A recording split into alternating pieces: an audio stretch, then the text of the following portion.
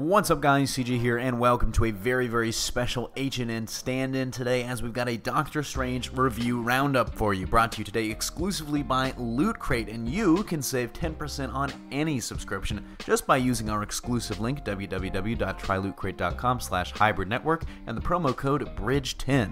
So sorry about not being on camera today. I just am not feeling well at all, but that doesn't mean that we don't have anything to talk about. And in fact, we have something pretty big to talk about, and that's the Doctor Strange reviews are in. Now, first reactions broke last week and were very positive, almost universally praising the visuals and performances top to bottom, but citing some of the typical Marvel issues, underdeveloped villains and whatnot.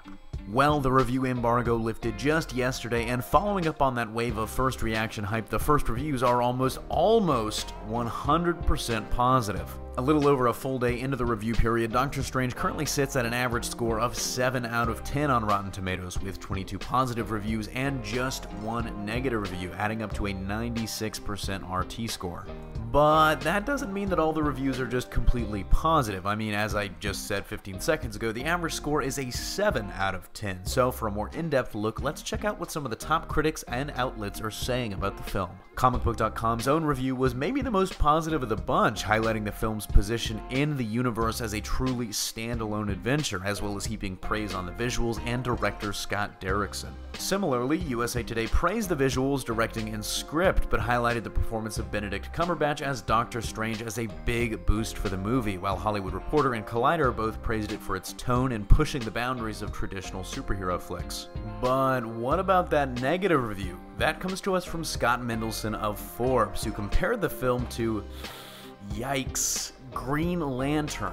His logic is that, in his view, both were visually jaw-dropping and inventive films, with a cliché chosen one story and underwritten side characters and villains. He differs the most from the other reviewers in that he doesn't feel like the film is more unique than most of the other Marvel offerings, and in fact, kind of the opposite, that it's their first movie to just feel like a superhero flick. But IGN offered maybe the most comprehensive and even-keeled review of the bunch, saying that while it definitely is a Marvel movie for better or worse, and thus at times can feel a little too familiar, Doctor Strange's greatest strength is the universe, or maybe I should say multiverse, of potential that it brings to the MCU. At the end of the day, the consensus seems to be that the film is absolutely stunning visually, with great performances from the cast, while on the downside, the side characters fall by the wayside in a sometimes too cookie-cutter origin story. Despite that, the majority of critics agree that it still feels unique amongst the many Marvel movies, thanks in no small part to Scott Derrickson's direction. Anyways, we're looking forward to adding our review to the growing list, and believe it or not, you'll be able to see and hear our thoughts on the film tomorrow night. But that does it for this video. Thanks for watching. Don't forget to smash that like if you like what you saw, subscribe for more great content every single day, and consider supporting us on Patreon for access to all sorts of exclusive goodies. Signing off, this is CJ, and I'll see you tomorrow.